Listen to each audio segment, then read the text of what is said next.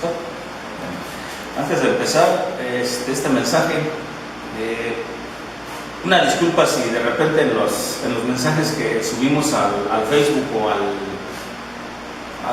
al YouTube, a veces se sube o se baja el sonido, pero bueno, a veces los mensajes salen recortados también igualmente, pero pues es lo que podemos hacer, lo que está a nuestro alcance, así es que pues una disculpa y hacemos lo que podemos con lo que tenemos, que todo sea para la gloria de Dios. Y el mensaje de hoy se llama ¿son muchos los que se salvan? Aunque la pregunta que vamos a escuchar ahorita y que hicieron los apóstoles y por ahí otras personas, no dice que si son muchos los que se salvan, sino que dice que si son pocos los que se salvan. Ciertamente no nos toca a nosotros, a nadie le toca asegurar quién se salva y quién no se salva, pero vamos a empezar este mensaje leyendo allí en el Evangelio de San Lucas, en el capítulo 13, del 22 al 24, que dice de la siguiente manera: Pasaba Jesús por ciudades y aldeas enseñando y encaminándose a Jerusalén. Y alguien le dijo: Señor, ¿son pocos los que se salvan? Y él les dijo: Esforzaos a entrar por la puerta angosta, porque os digo que muchos procurarán entrar y no podrán. Esa es una pregunta que debería de preocuparnos incluso a nosotros los creyentes, porque estamos muy confiados, ojalá que confiáramos en la promesa que Dios ha hecho, pero nuestra confianza está puesta en otro tipo de cosas, como por ejemplo, yo soy hijo de un cristiano, yo soy hijo de un pastor, yo toco allí en el grupo musical de la iglesia, yo no falto a ningún culto.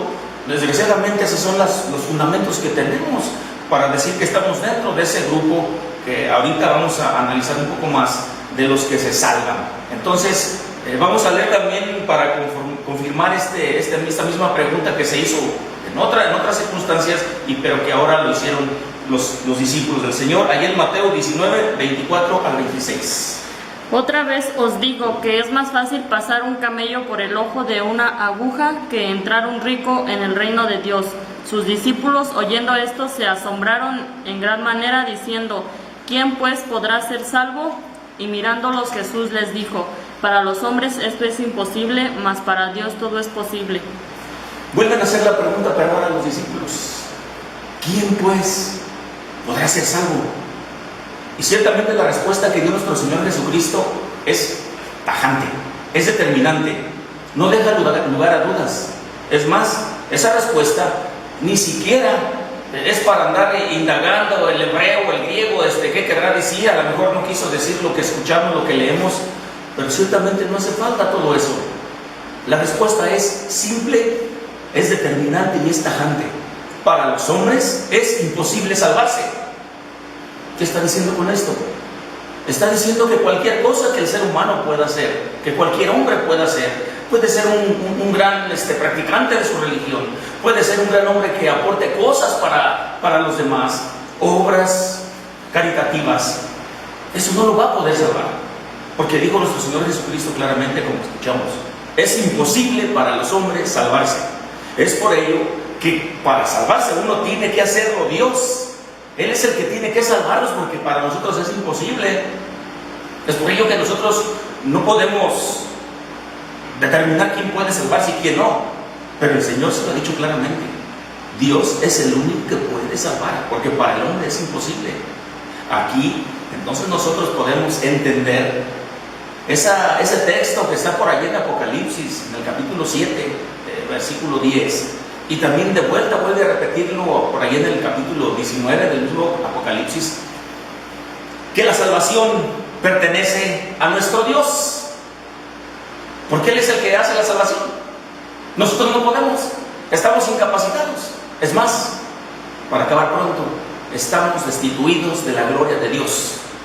¿Razón? El pecado.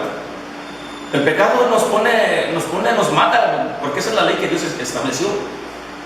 El alma que pecare, esa morirá. Y Pablo lo dice claramente ahí en Romanos: por cuanto todos pecamos, estamos destituidos de la gloria de Dios. Es por ello que Dios empieza en Él la salvación y en Él termina. Él es el que empieza, Él es el que acaba. No podemos hacer nada para salvarnos porque Cristo lo dijo. Repito, para los hombres es imposible salvarse. Acordémonos que los apóstoles le dijeron: ¿quién pues podrá ser salvo entonces? Acaba el Señor de decirles que los ricos es muy difícil, y no por el hecho de ser ricos. Es que simplemente una persona que tiene más de lo que necesita siente que no le hace falta nada, que no le hace falta a nadie, el apoyo, la ayuda de nadie, porque él puede suplirse lo que necesita.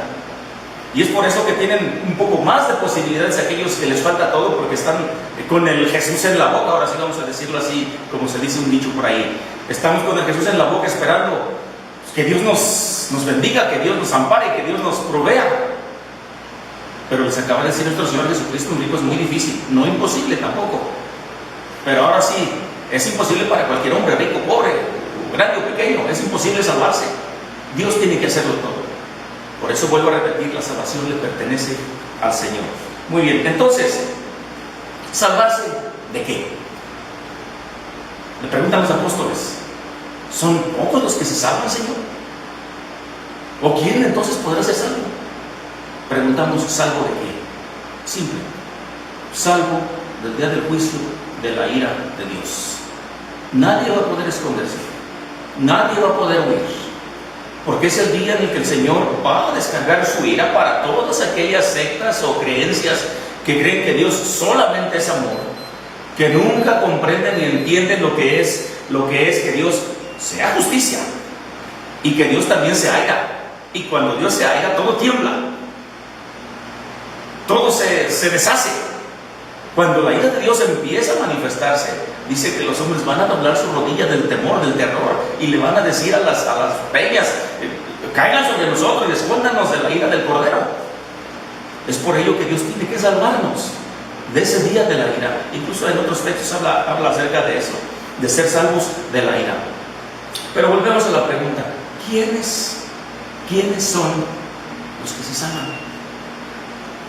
Ya que los hombres es imposible salvarse, pero Dios, en su infinita misericordia, Él de sí mismo ha puesto un camino, ha puesto ciertos requisitos que Él mismo ha provisto. Conocemos ese camino, algunos han escuchado de Él, conocemos los requisitos, pero no están a nuestro alcance, porque hasta eso Dios tiene que hacer. Y ahorita, para contestar esa pregunta de quiénes son los que se salvan, a veces tendremos la idea los cristianos de que son muchísimos millones los que se van a salvar, que son muchísimos. Pero vamos a dar una serie de datos ahorita en los que nosotros nos vamos a dar cuenta lo grave que es la situación de quiénes son los que se salvan. Y deberíamos estar como esas 5 vírgenes, estar alerta, estar atentos, como dice nuestro Señor Jesucristo: velad y orad, porque vuestro Señor vendrá cuando menos lo esperas. Entonces, ¿son muchos los que se salvan? Y los apóstoles preguntan: Señor, ¿son pocos los que se salvan? El Señor dice: para el hombre es imposible, pero para Dios todo es posible. Y nosotros, sin tratar de demeritar a nadie, simplemente basándonos en lo que la Sagrada Escritura, lo que el Señor ha dicho en su palabra, no podemos asegurar quién se salva y quién no, pero en base a los requisitos que el Señor ha establecido, el camino que Él ha puesto, el medio único que Él ha puesto para ser salvo, podemos darnos cuenta quiénes son los que están más propensos a decir: estos se van a salvar, en base no a nuestro criterio, sino a lo que Dios ha establecido. Entonces, voy a poner una serie de datos aquí, espero que sean entendibles, acerca de qué religión es la que se profesa, qué creencia es la que se profesa, en qué se está confiando el hombre. La mayoría de hombres, ¿en qué está confiando? ¿Qué es lo que está creyendo que hay después de que morimos? ¿Qué es lo que cree que hay? Ya vino nuestro Señor Jesucristo a revelarnos todo lo que hay después de la muerte. Ya no lo vino a declarar. ¿Qué es lo que va a pasar? Pero obviamente no todos creen eso, porque ellos dicen: esa es la creencia que tienen ustedes de su Dios. No es de nuestro Dios, es el único Dios que existe. Porque si nosotros hacemos historia, todas las naciones, los imperios que han existido en la antigüedad, tenemos, por ejemplo, si recordamos, el imperio griego, el imperio babilónico, el imperio Ninguno de esos imperios que adoraban a sus dioses y que en su plenitud, en su apogeo, decían, todo esto se lo debemos a nuestros dioses, a los dioses de la guerra, a los dioses de la agricultura, todo su apogeo se lo achacaban a sus dioses. Pero ¿dónde están ahora? ¿Dónde están los dioses de los griegos? Solo quedaron en la historia. Sin embargo, el Dios al que nosotros estamos ahora adorando, alabando o atentos a sus mandamientos, ese era Dios de un pueblo insignificante. Y hasta hoy en día, a pesar de que ese pueblo ha tratado de exterminarlo, todavía hoy en día ellos siguen rindiéndole tributo. Demasiado tarde tal vez, porque fueron castigados por su pecado, pero ese Dios sigue vigente todavía. Y es ese Dios que una vez un emperador, Nabucodonosor, que le fue quitada la razón y anduvo viviendo allá con las bestias del campo, cuando le fue devuelta la razón, él reconoció que todo lo que él tenía, todas las conquistas que él había logrado, no eran por su inteligencia, ni por su fuerza, ni por su ejército. Eran porque el Dios del cielo, dijo él mismo cuando ya recobró la razón, dice: yo alabo y ahora glorifico al Dios del cielo, al Rey del cielo, que hace lo que quiere en el cielo y hace lo que quiere en la tierra. Es precisamente ese Dios que ha dicho que son muy pocos los que se salvan. Voy a dar unas estadísticas para nosotros estar más firmes en lo que estamos creyendo. No es mi propósito descalificar a nadie ni condenar a nadie. Dios mismo es el que está dando la pauta de que Él estableció un medio, estableció un camino para que todo aquel que se va a salvar no tenga ninguna dificultad. Por ejemplo, estos datos, posiblemente todos los datos no podemos tenerlos a la perfección, porque sabemos que diario muere gente, diario nace. Pero en un determinado momento, en el mundo hay 7.760 millones de habitantes. De esos 7.760 millones, 1.707 millones en el mundo, estamos hablando del mundo, son católicos. 1.629 millones son musulmanes. Otros 1.008 millones de habitantes son hinduistas. Y por ahí hay otros 1.000 y tantos millones de una religión china. Preguntamos, estos 1.700 millones de católicos en el mundo, de acuerdo al requisito, de acuerdo al camino que Dios estableció, ¿se salvarían? Es una pregunta. ¿Se salvarían ellos? Si ellos no acatan, no se ajustan al requerimiento que Dios estableció como el único medio de salvación, no soy yo el que los estoy condenando. Es Dios mismo quien está diciendo que Él estableció un solo camino, un solo medio, un solo mediador entre Dios y los hombres. Por tanto, cualquiera de esos miles de habitantes, millones de habitantes, que no acatan ese alineamiento que Dios estableció, no pueden salvarse. Yo no los estoy condenando. Podemos decir que estos 1.707 millones de católicos tienen ese medio, ese camino que Dios estableció, que es su Hijo, que es su amado Hijo, que envió a pagar la deuda que nosotros teníamos que haber pagado por nuestros pecados. ¿Están confiando plenamente en Él? ¿Es su única esperanza Jesús, el católico? Me temo que no. Ellos tienen hay una corredentora, hay una comediadora, hay otros a los que les están pidiendo. Entonces, no es uno el que los está condenando, es Dios mismo quien dice: si no estás en este camino, como dijo nuestro Señor Jesucristo, esforzaos por entrar al camino angosto. Él mismo está marcando la pauta y está marcando la dirección. ¿Quién es salvo y quién no es salvo? No nosotros. Porque ancho y espacioso el camino que lleva a la perdición, y muchos caminan por él. Pero angosto y estrecho es el camino que lleva a la vida eterna, y muy pocos. Aquí es donde llegamos a la respuesta de que muy pocos son los que se salvan. Ciertamente nuestro Señor Jesucristo dice: y pocos son los que caminan por ese camino. Si nos vamos con los musulmanes, ellos a Jesús no tienen como cualquier otro profeta. Para ellos Él no es una esperanza, para ellos Él no es un camino, para ellos no es una verdad, porque ellos tienen a su profeta, a Mahoma. Ellos no confían en Jesús, y sin embargo Jesús es el único camino que Dios ha establecido, el único mediador, el único a quien Dios le puede permitir. Si Él dice: Padre, aquí traigo a estos, Él se lo recibe, porque nadie puede ir al Padre si no es a través de Jesús. 1.008 millones de hinduistas que tienen una serie de dioses unos dioses muy extraños.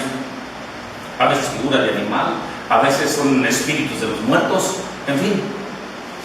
Si tenemos 7.760 millones de habitantes y tan solo entre estas tres religiones son 3.000, son como 4.000 millones, ya podemos darnos cuenta si son muchos los que se salvan. Me temo que no. Y esto me va a llevar ahora a nuestro estado. Atención, pongan mucha atención, creyentes, porque esto va para los creyentes. En Guanajuato, bueno, no sé, en su pasado, ahorita en el actual todavía no salen los datos, hay 5 millones y medio de habitantes en Guanajuato, en todo el estado, 5 millones de habitantes. De esos 5 millones de habitantes, nuestro estado se distingue por ser un estado casi completamente católico. Y ya hablamos de que el católico, ¿en quién está depositando su esperanza? En un sinfín de figuras, en una mujer. Y sin embargo sabemos que si no confían plenamente en aquel camino que Dios estableció, no van a poder salvarse. No lo estoy diciendo yo, lo está estableciendo nuestro Señor Jesucristo. Dice: yo soy el camino, y ese camino es el camino angosto. Pero ellos van caminando por un camino ancho y espacioso, y sabemos cuál es su destino. De estos 5 millones y medio, nomás imagínense, 5.147.000 son católicos. Son muchos los que se salvan. Cristo está diciendo claramente aquí que no. Evangélicos son 270.000 evangélicos en el estado de Guanajuato, haciendo una división de los evangélicos según los censos. Obviamente todavía de aquí, ahorita vamos a dar otro tipo de datos.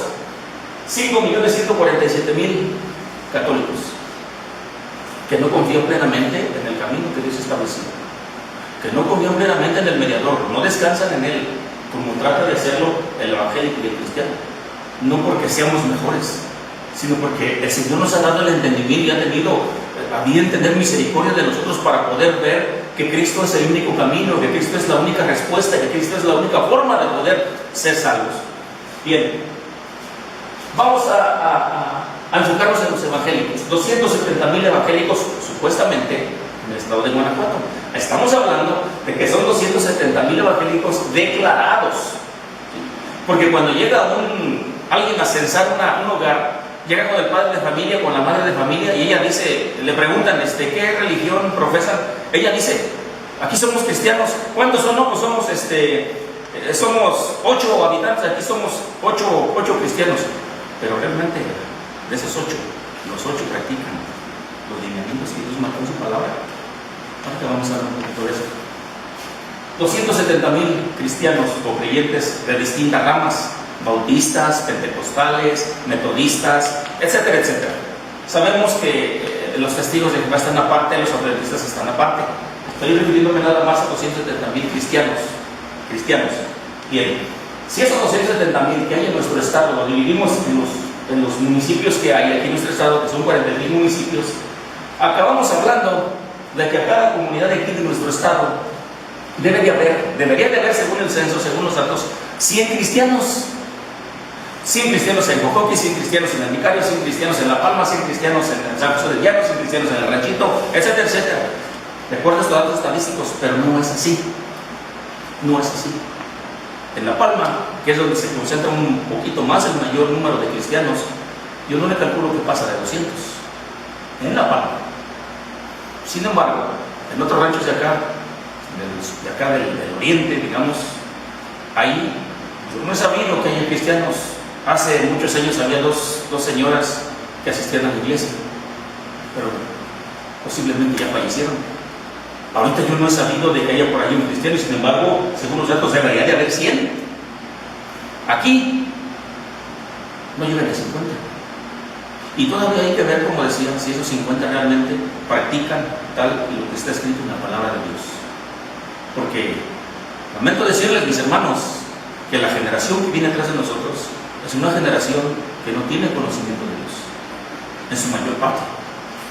Van conforme al ritmo que el mundo les va marcando. De hecho, nuestras congregaciones se han metido costumbres, hábitos del mundo porque a veces se han tomado decisiones en el pastorado, se han tomado decisiones para que la gente no se vaya, tratar de entretenerlos, tratar de tener cosas para que no se vaya aquella familia que me está dando el diezmo, que me está dando la ofrenda. Y se ha recurrido a ese tipo de prácticas, de tal manera que aunque hubiera 100 cristianos por localidad, por comunidad, de esos 100 cristianos, ¿cuántos realmente son salvos? Yo no puedo dar un número, pero Dios sí los conoce. Y el árbol se conoce por sus frutos. Y la juventud que vemos hoy como cristianos deja mucho que desear. No puede decirse que realmente son frutos que dan buen fruto, son árboles que dan buen fruto. Porque realmente dice el Señor, un árbol bueno no puede dar frutos malos. Y un árbol malo no puede dar frutos buenos. Entonces, si tenemos nosotros estos datos, que debería de haber 100 cristianos en cada localidad, no la hay. Y si aquí, por ejemplo, tenemos nosotros 50 creyentes, de esos 50, ¿cuántos realmente Dios conoce? Que sí están esforzándose, que sí buscan la manera de hacer lo que Él establece en su palabra. Me temo que es una minoría. ¿Y a qué va todo esto? Porque hay una creencia que todavía se alcanza, todavía en estos días se comparte en las iglesias cuando se predica acerca de un evento profético que pudiera venir, que es el arrebatamiento, que es el rapto de la iglesia. Y constantemente cuando se habla de este tema, somos ingenuos. Porque decimos, hermanos, cuando llegue el rapto va a haber un caos. Va a haber un chocadero de carros en las carreteras. Va a haber aviones cayéndose. Va a haber trenes descarrilándose. La gente desapareciéndose en los jardines, la gente desapareciéndose en los parques, la gente desapareciéndose en las fábricas, en los trabajos. De veras. Si dividimos estos 100 habitantes en una comunidad, por ejemplo en San José Agua Azul, donde hay alrededor de 5,000 habitantes, ¿ustedes creen que se van a dar cuenta si esos 100 desaparecen?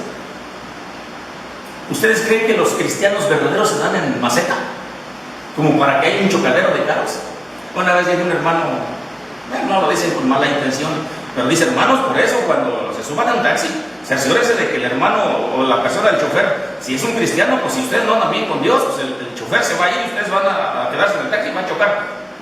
O sea, pensamos ingenuamente que los verdaderos cristianos se dan como en maceta. Que todos los que andan circulando en las carreteras son cristianos para que desaparezcan y haya un montón de choques. Que todos los pilotos que andan en los aviones son cristianos para que haya un caedero de aviones. Yo les aseguro que si nos paramos en la carretera, en la autopista, va a pasar unas 2 horas y si pudiéramos saber, no va a pasar un solo cristiano verdadero. Eso no existe. Eso es parte de nuestra imaginación, de nuestro emocionalismo. No va a haber ese caos que nosotros pensamos. Si yo me pongo a pensar aquí donde yo vivo, si yo desapareciera, la gente ni cuenta se va a dar. Se va a enterar, no sé, y eso va a pensar a lo mejor que me secuestraron o que me fui a Estados Unidos o me fui de viaje o me fui de vacaciones, pero nunca que me fui en un evento profético.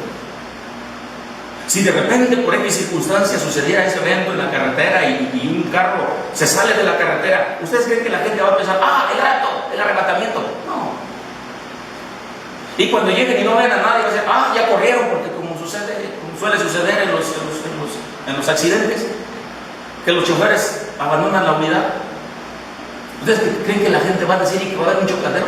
No va a ser así, hermanos. Si estamos hablando de estos datos estadísticos y todavía de estos 100, hay que ver realmente quién es un verdadero creyente, un verdadero cristiano. Porque hay un requisito esencial para ser, ya no cristiano, un hijo de Dios. Pero eso lo voy a tratar en otro mensaje. Porque ese requisito esencial para ser hijo de Dios, ese solo Dios puede proveerlo. Pero no estemos pensando, si así como Cristo dijo, pocos son los que caminan por el camino angosto, muy pocos. Y aquí lo estamos viendo. Si estamos viendo aquí que casi de 5,000 millones de habitantes en el mundo, ni siquiera en Guanajuato, por ejemplo, el 5% de gente se ha declarado cristiano.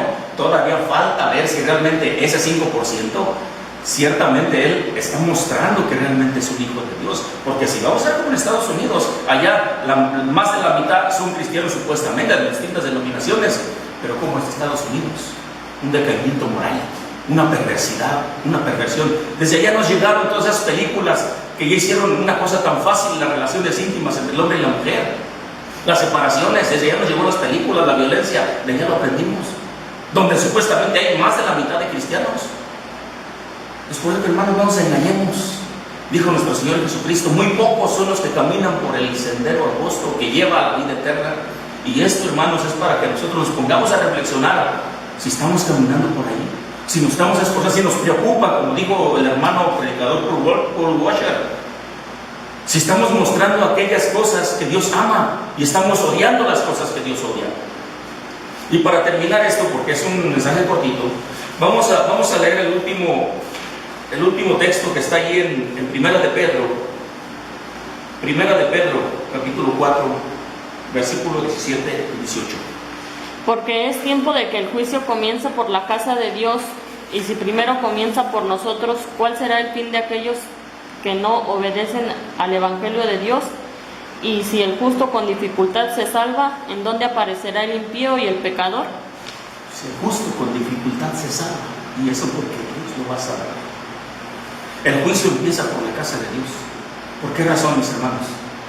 Porque va a haber un juicio en el gran trono blanco. Va a haber un juicio. Pero saben una cosa, nosotros ya fuimos juzgados.